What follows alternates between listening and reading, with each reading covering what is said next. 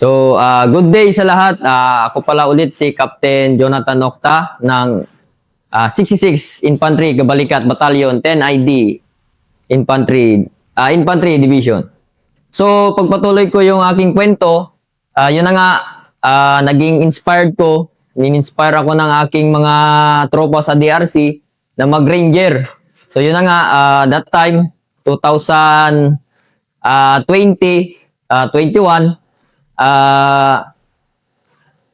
na-recommend ako ng aking CEO na mag-volunteer as a ranger dito sa sa SR, First Scout Ranger Regiment sa Bulacan. So that time prior sa aking pagre-ranger, so nagkaroon kami ng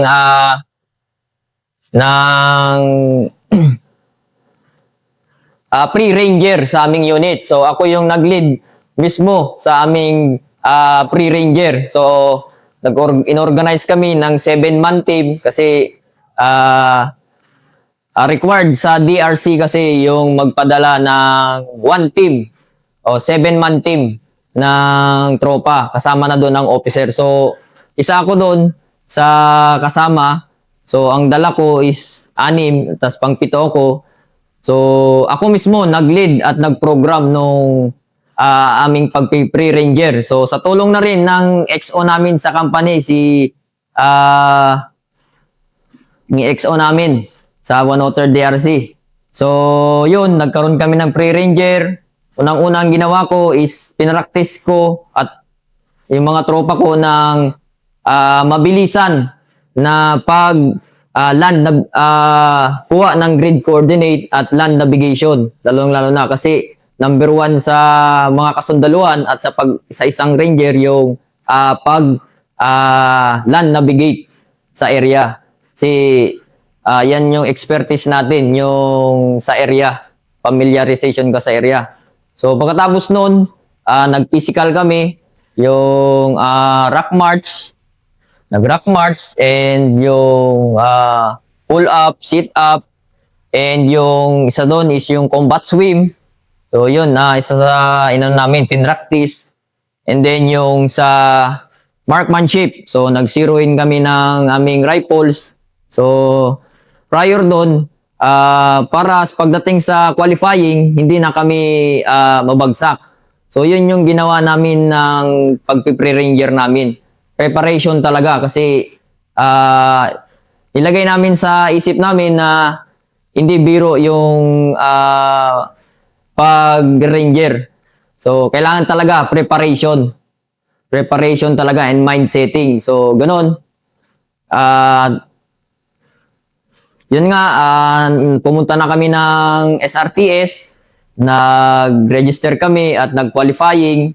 So, nakapag-qualifying kami ng PFT, marksmanship, combat swim, saka land navigation. So yun, pinalad ang inyong Ranger Octa sa class SR class 212. So mention ko lang yung aking mga body, lalong-lalo na sa kay late Marky Alberto na sumalangit na. So, SR class 212.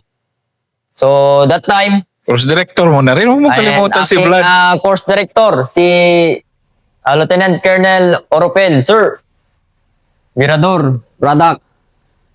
So, that time, na-survive namin ng tropa ko yung Ranger course na umabot ng 1 taon. Kasi, may 1 taon. Kasi yun nga, COVID siya na part siya ng naging ng COVID. Then that time na yon, natapos namin yung course namin. So nakabalik kami ng unit namin at nakabalik ako ng unit. In prior that, naka-report na ako ng company namin sa DRC. Pero na-reassign ako as platoon leader ng 66 IB. Dito sa Davao de Oro. Yung station niya dati is New Bataan. So, naging platoon leader ako ng scout platoon. So, yun yung una kong assignment, position dito sa 66 IB. So, from October to November, yun, nag-start yung pagiging PL ko sa kanila. So, nagkaroon uli ako ng tasking na i-refresh yung scout platoon. At yun nga, ginawa ko yun habang nakatambay kami sa battalion headquarters. Nire-rehearse at saka inaano ko yung mga tropa. Chine-check ko yung kanilang equipment at yung individual physical appearance sila. So, yun nga kasi yung scout platoon is anytime pwede kaming ma-deploy o i-insert sa ongoing operation ng aming brigade dito sa 7 Officers Brigade. So, yun nga, nagkaroon yung time na binigyan kami ng tasking at mission. So, yun na yung time na kinoconfront ng aming unit, yung 8 Guerrilla Front 18 ng SRC. So, that time, nagkaroon ng briefing sa amin ng Battalion S3 together with our battalion commander na si Lieutenant Colonel Munar. Then yun, diniscuss sa amin ng S3 namin yung presence and sighted ng enemy. Yan nga, yung member ng Guerrilla Front 18. So, nangyari yun. Prior that sa aming movement, meron ng nakamove sa amin na platoon ng company, yung Bravo Company. So sila yung magiging supporting effort namin kasi kami yung main effort na time na yon. So nag-insert kami ng 0300, nag-insert kami ng gabi na 0300 ng madaling araw na. So yun, inakyat namin yung area ng Marayag,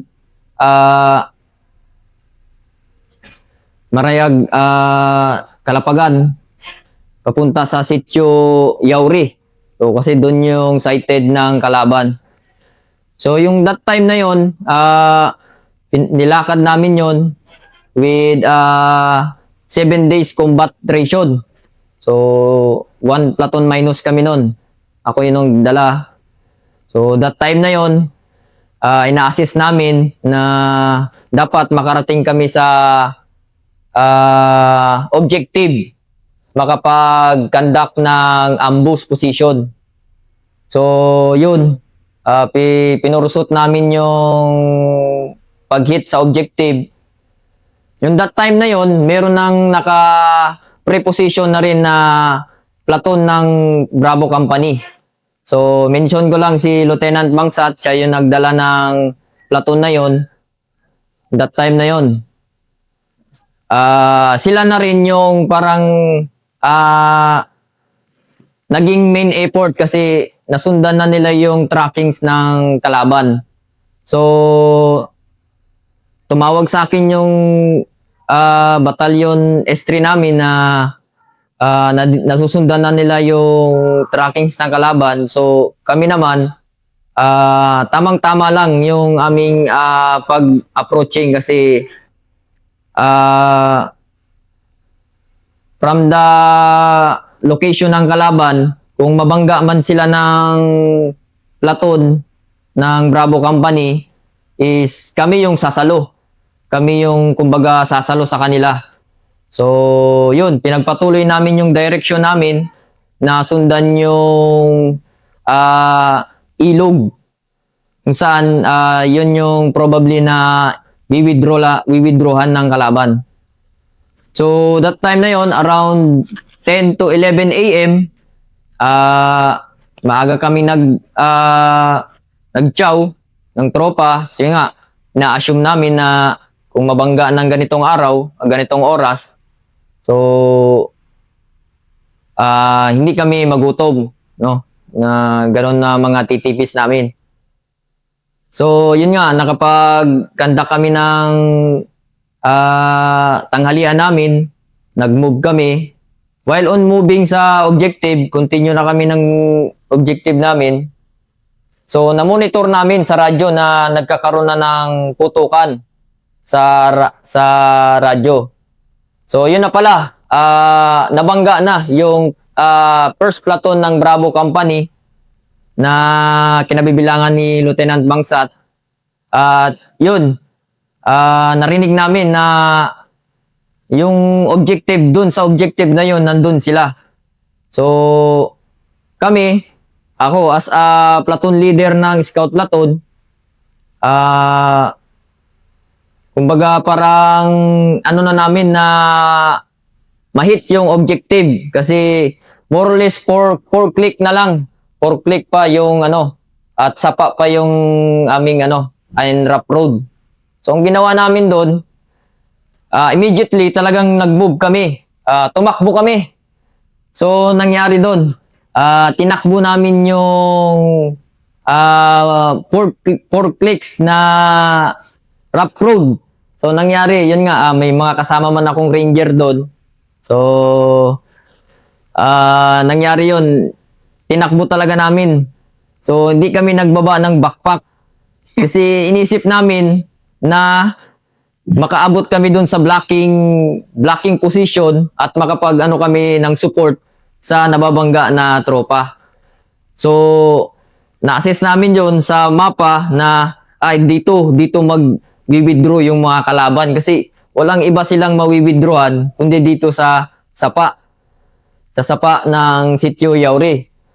So, yun, talagang pinursot namin na tumakbo. Siguro more or less 3 click yung natakbo namin with backpack at saka yung 7 days combat ration namin na dala kasi kaka-LD lang namin nun 7 days combat ration na nadala talaga namin, tumakbo talaga kami. So, isa yun sa best kumbaga experience na hindi malilimutan nung time na yon. So, tinakbo namin. Sige, hanggat makaya natin, takbuhin natin to. Hindi namin binaba yung backpack namin. So, ilang ilog, 2 ilog yung tinawid namin. So, doon na yung time na yon, siguro 900 meters na lang mula doon sa encounter site, yung pinag-halt na namin, doon na kami nagbaba ng backpack kasi na siya, talagang rough road na talaga. Baka hindi na namin maabutan yung kalaban. So, nagbaba na kami, rifle at saka bandolier na lang. Iwan na lang kami ng security dun sa backpack namin. Doon, napabilis yung takbo namin. Mabilis na talaga. So, sakto, mga around 1 p.m. ng hapon. Yung time na yon, nakarating kami dun sa ilog. Doon talaga sa ilog na yon, doon talaga namin na-assess na doon i-exit yung withdraw yung kalaban. So yung kalaban, sabi nila sa description ng tropa sa radyo is naka-withdraw sila. Dito nga sa south, sa amin. Tama talaga. Yun, isa sa identified doon, yung grupo ng Guerrilla Front Secretary na si Aka Domay na isa sa na-identity at saka yung mga kasama niya na Vice CO at CO. So, yun. Sakto talaga na pagdating namin doon, tawid kami ng ilog, scouring, kanya-kanyang yung 2 team naghati. So, kasama ako doon, at saka yung team leader, scouring kami sa Maisan hanggang sa ilog, pababa ng ilog. So, scour kami ng scour hanggang masundan namin yung trackings ng kanyang mga kasamahan. Tapos, naghati kami. Then, meron kaming nakabuti na lang, malaking tulong yung scope ng namin, MDR. Yung DMR na dala namin na scope. Saan? Habang nag-scour kami sa kabilang bundok, yung kabilang team, sinusundan kami ng scope nila. So, yun. Niradyoan nila kami na, "Sir, merong gumagapang dyan sa ilalim nyo." Description niya is nakaitim na damit, tapos kulot ang buhok daw. So yun, sige, saan banda yan? I-guide nyo kami. Sige sir, pababa sir. Hanggang sa yung lugot-lugot na tinatawag nila na sinisiksikan ng NPA kapag nagkakaroon ng encounter, yun yung gustong-gusto, yun yung ano nila, TTPs. So sa gilid talaga ng ilog. So yun, sinundan namin yung bawat tawag ng team leader. Sir, nandyan lang sa baba, sir. Sumiksik lang sa gilid. Sa baba nyo na. So, score kami ng score. Sige, nandyan lang yan. So, that's the time. Pag binaba na talaga namin yung ilog, gilid ng ilog, dun talaga sa gilid niya, ibuti na lang yung isang member ng team, si Private Ibay, sakto, pagsilip niya dun sa parang butas ng ano, yung nga, yung sinasabi na lugot-lugot ng kwan, dun, nakita niya, babae, nakaitim, kulot ng buhok. So, dali-dali niyang kinuha, hinila niya, tinulungan niya kasi umakyat din. So, yun. Kita talaga namin, nakita namin na si babae, buntis. So sa description kasi nung guerrilla front secretary ng 18, buntis siya. Tapos nakaitim, medyo kulot ng buhok, maputi. So yun, positive. Si Domay nga yan. Si Domay. So yun, nakita namin, positive siya kasi 5 months old yung kanyang tiyan na dinadala. So, yun. Nirecover namin siya sa pagkakatago niya. So, ang dami niyang sugat sa paa. Siguro, gawa nung pagtakbo niya galing sa encounter site pa south, going south dito sa amin. So, yun. Corner namin siya. Then, yung ibang kasama niya, hinahabol na ng aming kabilang team. So, kami naman, sinecured namin siya. Sinecured namin yung nakaptured namin. So, in-ensure namin na nag-searching kami. May dala ba siyang mga weapons. So, wala naman. So, inalayan namin siya hanggang sa maitawid namin siya sa kabilang ilog. So, positive. Yung identity niya na sa intel report is, yun nga, si Aka Domay, yung kanilang guerrilla front secretary ng 18. So, ginawa namin, tinawid muna namin siya sa kabilang kabilang area. So, hindi na siya makalakad kasi due to yun siguro yung pagtakbo niya, pag withdrawal nila, hindi niya na napansin na na talaga yung dinaanan niya. So, nagkaroon siya ng mga minor na sugat sa paa. So, that's the time na in-apply namin yung pagiging natin kasi nasa rules of engagement natin yan eh. Yung kapag may nag-surrender or na-captured tayo na kalaban is natin. Pag wala na siyang pagkakataon na lumaban, so natin yung kanyang karapatang pantao na So yun, dali-dali namin siyang tinawid. Tapos nilapatan ng first aid. At yun, kasi isa sa inalala namin doon, yung dinadala niyang bata. Na rin namin yun. Kumbaga, doon kami, parang naawa kami sa kanya. Nung time na yun, kasi yun nga, ganun yung kanyang sitwasyon. At, mahirap talaga. Kasi kung i-assess namin, hirap yung kanyang kasi umuulan at saka na putik-putik. So, wala kaming ibang dapat talagang gawin is ilapatan siya ng first aid. So, inorderan ko yung tropa ko na kunin yung first aid, sa mga paa niya, tapos nag-provide kami ng damit para mapalitan ng damit yung kanyang basang-basa na damit. So yun, saka na kami nagtatanong-tanong na kung nasaan na yung kanyang mga kasama at saka yung identity niya. So positive na siya talaga yun. At ako naman sa aking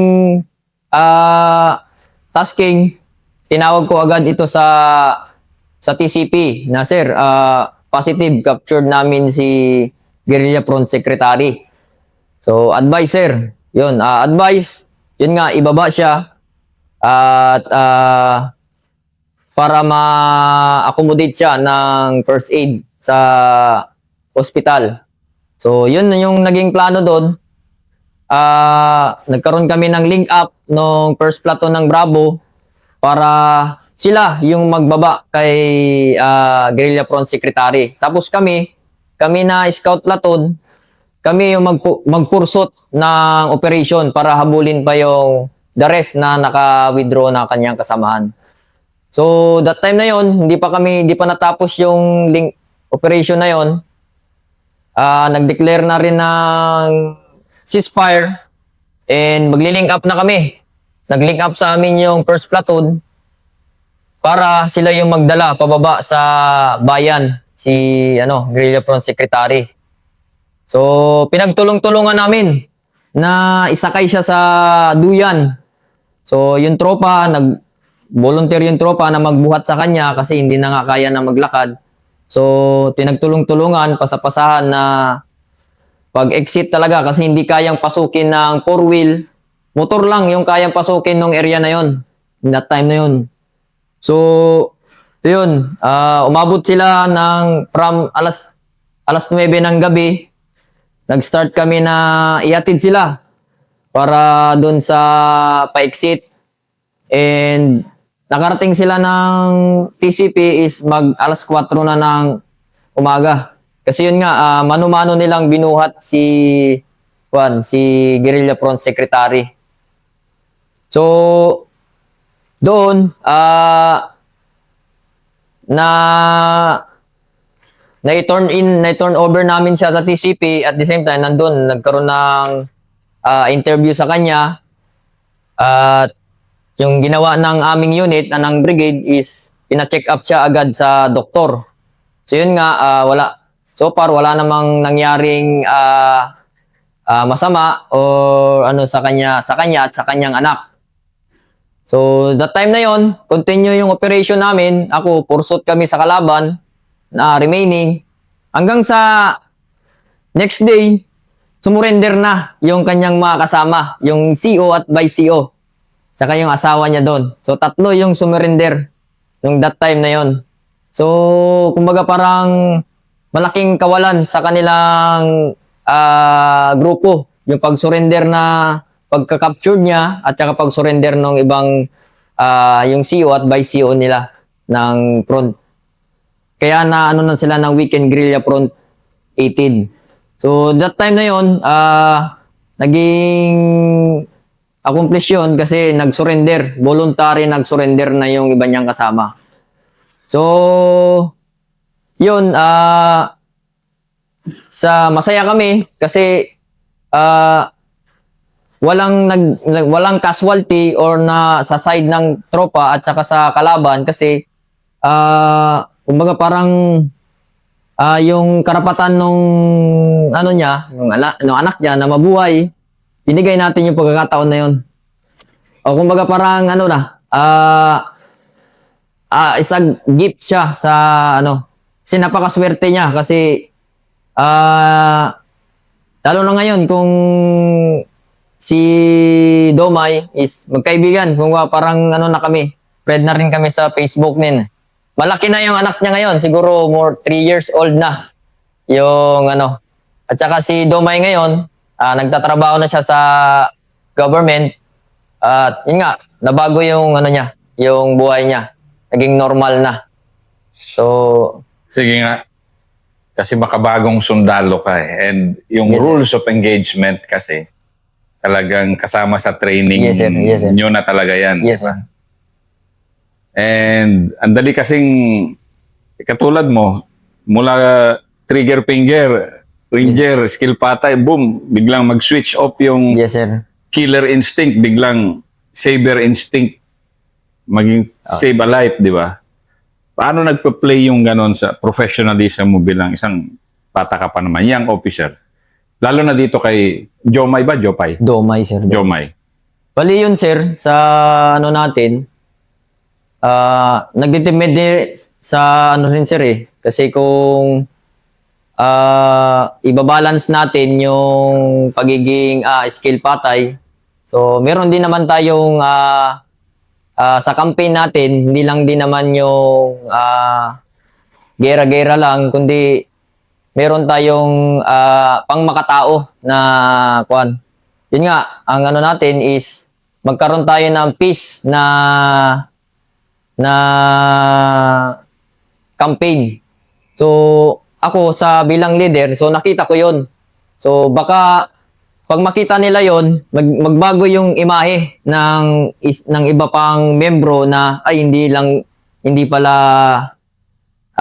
kapag nakaka-captured ng sundalo is pinapatay nila. Hindi tinutulungan pa nila. Katulad yung situation ni Akadomay na nagpatuloy pa yung kanyang buhay kasama ng kanyang anak tsaka kanyang asawa. So sa ganong sitwasyon, tingin ko malaking impact 'yon lalo na sa mga nasa kabilang grupo pa na hindi lang ganun yung ginagawa natin na makipaggera, papatayin. So hindi ganun na kwan. Maraming mga former rebels at saka mga katulad na captured na nagpapatuloy sila sa buhay nila at nagbago sila, nagbalik loob sila sa gobyerno. At kasama na natin sila ngayon na tumutulong para